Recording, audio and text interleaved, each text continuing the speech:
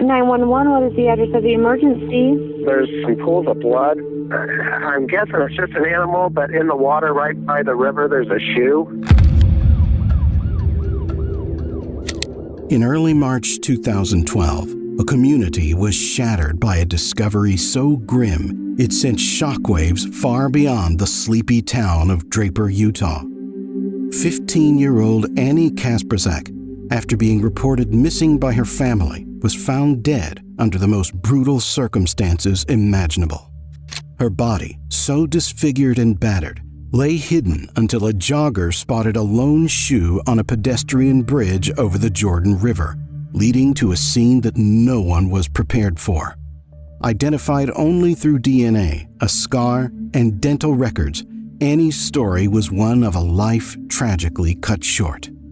Initially seemed a straightforward case spiraled into a complex web of misdirection, fake leads, and startling revelations.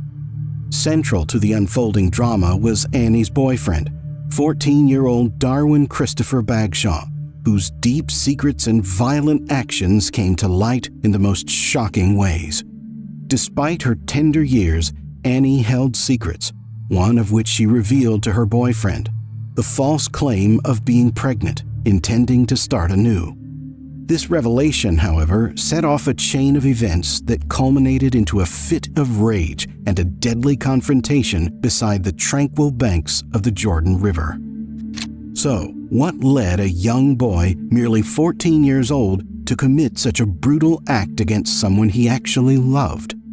How did the investigation initially miss the true culprit behind this horrific crime, and what were the missteps that led to such significant delays? And finally, how did authorities pinpoint Darwin Christopher Bagshaw as the murderer? Let's take a closer look at the complex layers of this case, understand the dynamics at play, and discuss the broader implications of Anne Kasprzak's untimely death in this video. Born on a chilly January day in 1997, Anne Kasprzak came into a world that didn't offer her the stability and nurturing that every child deserves. Before she even reached her 8th birthday, Annie had already been returned to state care 5 times, a heartbreaking cycle of hope and disappointment. Yet, in this whirlwind of instability, a beacon of hope shone brightly in the form of Veronica Kasprazak. Veronica, a dedicated caseworker at Utah's Division of Children and Family Services, didn't just see Annie as another case file. From the moment they met, there was a unique, almost magnetic connection between them, a bond that went far beyond the usual professional limits of a caseworker and client.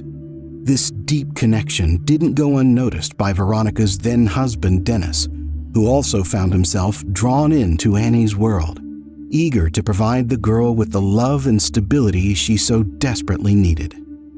Together, Veronica and Dennis became more than just guardians. They became Annie's new family, offering her a fresh start.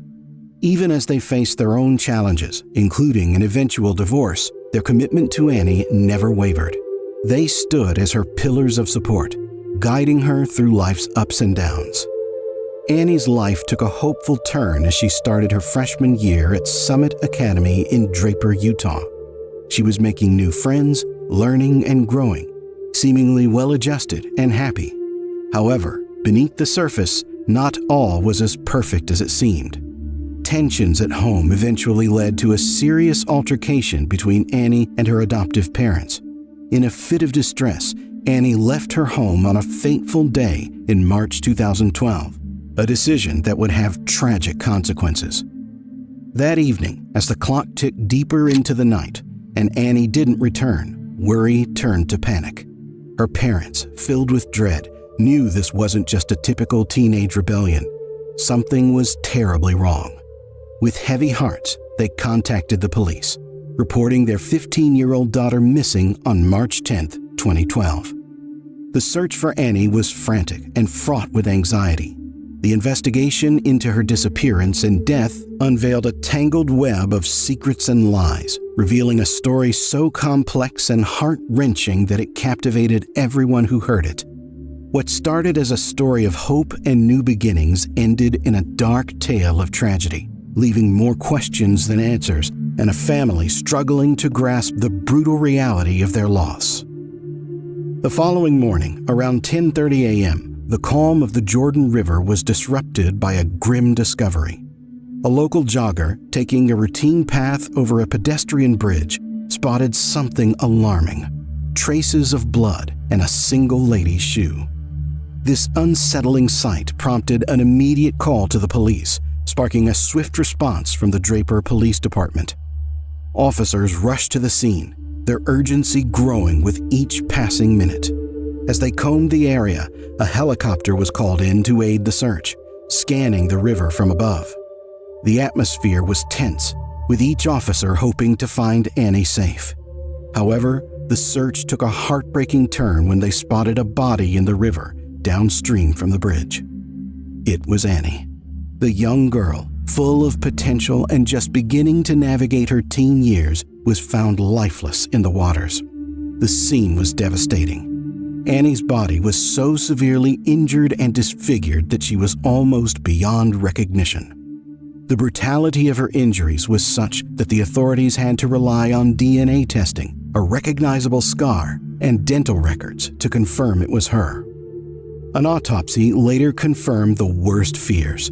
Annie had died from multiple blunt force injuries to her head. The violence of the attack was shocking, and it painted a harrowing picture of Annie's last moments, a struggle that ended tragically by the quiet river. This tragic discovery not only sent waves of sorrow through her family, but also gripped the entire community with sadness and disbelief. Questions began to swirl about who could do such a thing to a young girl and why. As the investigation unfolded, it would uncover disturbing truths and secrets that lay hidden beneath the surface of this quiet town. In the next part, we are going to uncover the complex web of events that led to the tragic end of Anne Kasprzak. What started as a search for a missing girl soon turned into a quest for justice in the face of a brutal and senseless act. So stay tuned, and also hit that like button. In the days following the tragic discovery of Anne Kasprzak's body, the local police in Draper, Utah sprung into action, determined to unravel the mystery of her death. Early into the investigation, the pace was brisk and promising. On March 24th, local news outlet Fox 13 in Salt Lake reported a significant development. The police had issued a probable cause statement targeting two men in their 30s, suggesting a dark turn of events at a local gathering. According to the police document, a witness had come forward with a harrowing account. They claimed that during a party at one of the men's homes, Annie was violently assaulted. In a chilling detail, the witness described how she was then wrapped in a tarp and taken away from the scene while still alive. The gravity of this statement sent ripples of shock through the community and injected a renewed urgency into the investigation.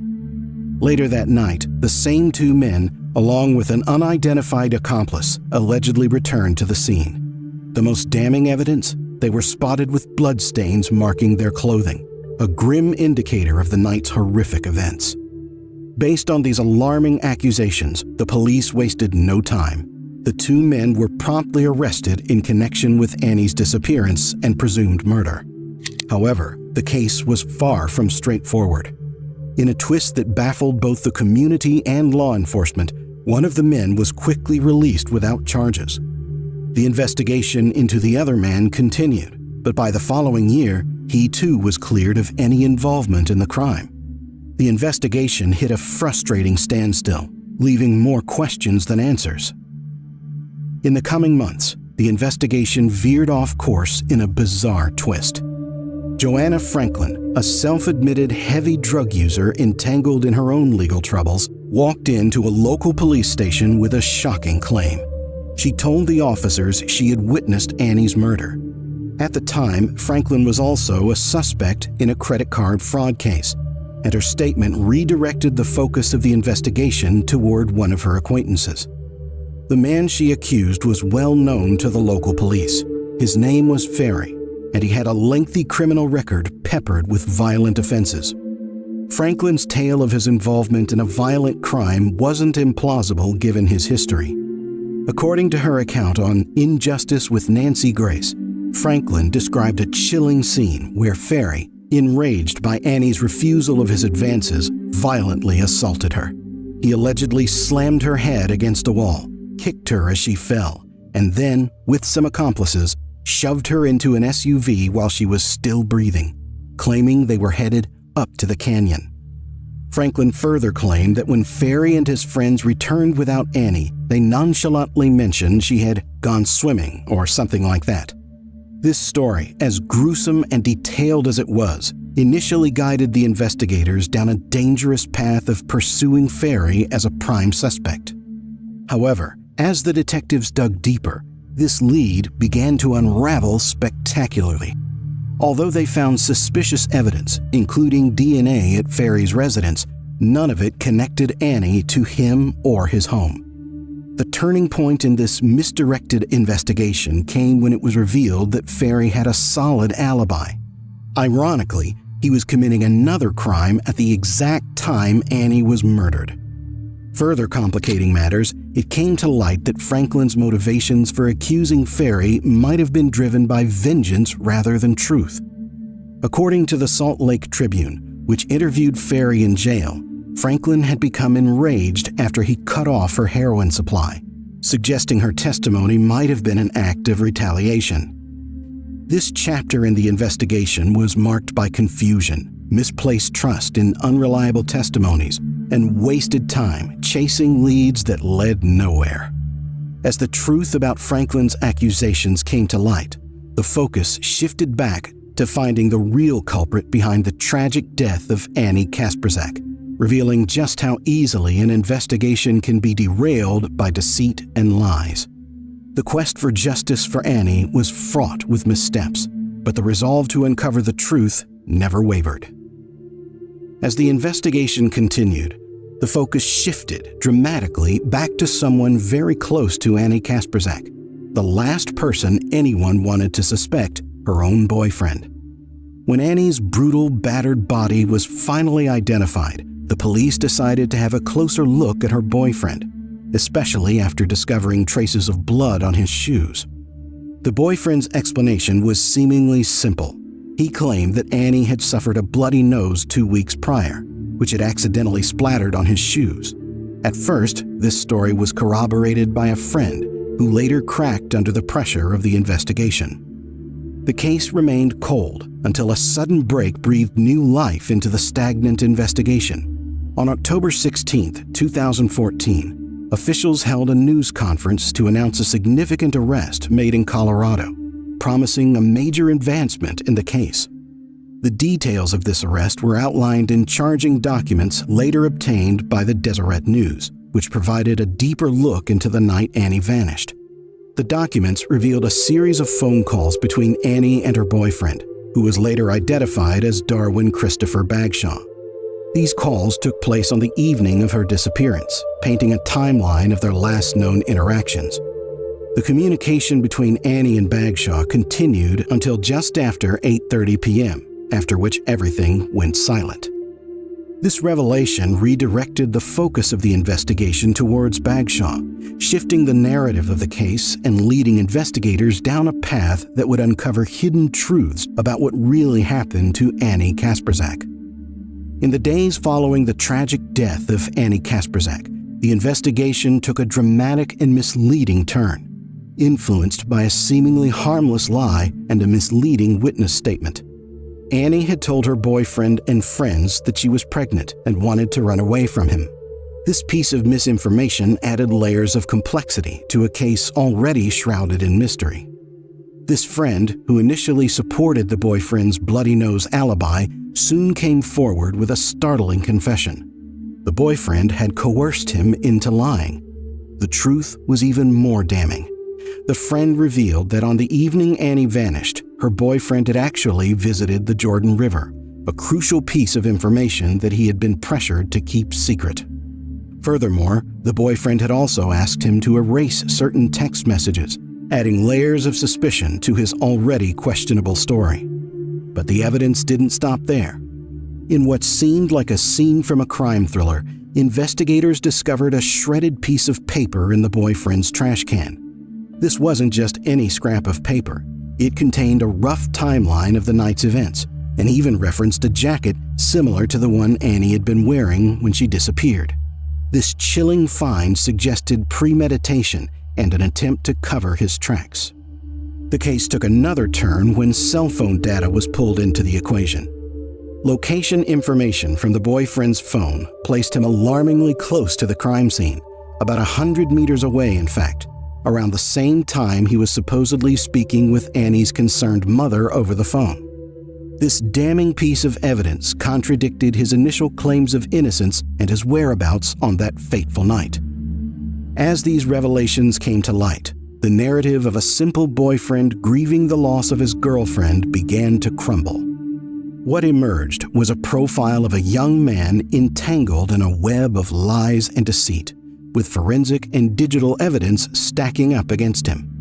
Each piece of evidence, from the blood on the shoes to the cell phone data, wove a tighter net around him, pointing to a stark and unsettling conclusion. Annie's boyfriend, the person who should have protected her, was likely the one responsible for her tragic demise. This chapter in the investigation was a turning point, highlighting the importance of following every lead, no matter how insignificant it might seem, and never taking anything at face value.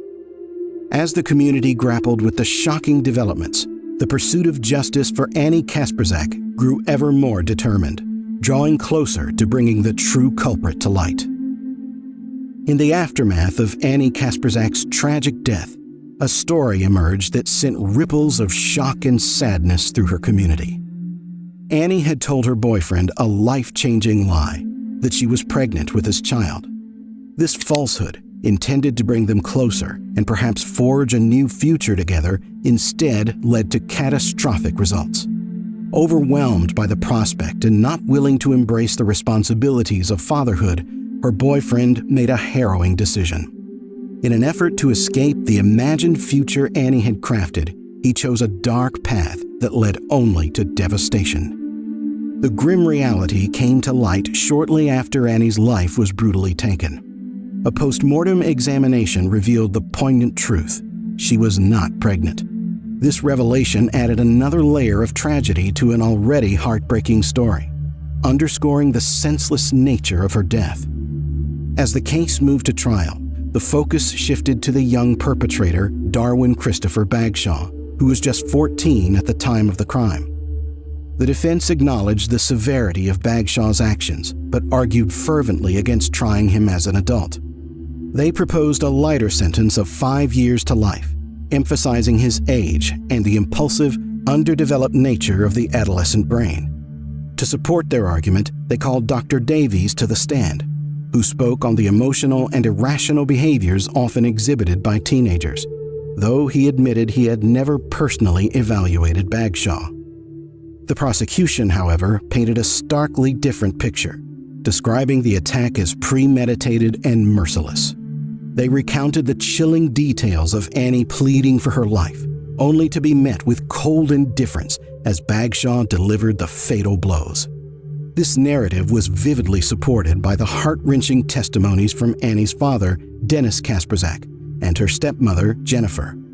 During sentencing, Dennis confronted Bagshaw directly, the pain and anger clear in his voice as he recounted identifying his daughter's severely disfigured body, her injuries so severe she was almost unrecognizable.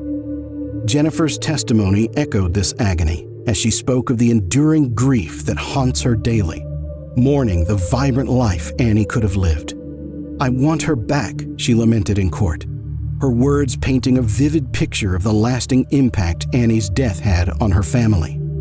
"He not only took her life, he took all of our lives." The trial, initially set to begin on March 7th, saw a swift conclusion when Bagshaw, faced with overwhelming evidence and the prospect of a lengthy trial, pleaded guilty after just a week. After the sentencing hearing, the judge addressed the severity of Bagshaw's actions, asserting that such a heinous crime warranted a substantial punishment.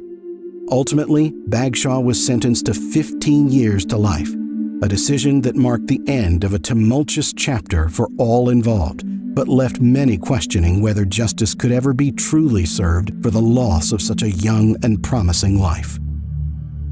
As we bring the story of Anne Kasprzak to a close, it's clear this case is more than just a tale of tragedy.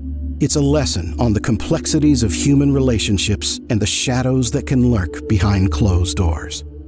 We've seen how quickly situations can spiral out of control, how secrets and lies can lead to heartbreaking consequences, and how justice sometimes struggles to keep pace with cunning deceit. Now, we turn to you, our viewers. We invite you to dive deeper into the many layers of this case. What do you think were the pivotal moments that could have changed Annie's fate? How do you view the responses of those involved, from the misleading witnesses to the boyfriend's betrayal? How could something have been done differently?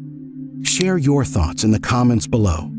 Your insights not only enrich our discussions, but also help highlight the broader implications of such cases. Thank you for joining us on this profound journey into the heart of a mystery that captured the attention of many and left a community forever changed. Stay tuned for our next video, where we will uncover another gripping story that challenges our perceptions and compels us to think critically about the world around us. Will it be a tale of unsolved mysteries, uncaught culprits, or unexpected heroes? Make sure to subscribe and hit the notification bell so you don't miss out on any of our upcoming videos into the depths of criminal investigations and human courage. Thank you for watching, and remember, each episode is an opportunity to learn, to question, and to remember those like Annie, whose stories are not forgotten.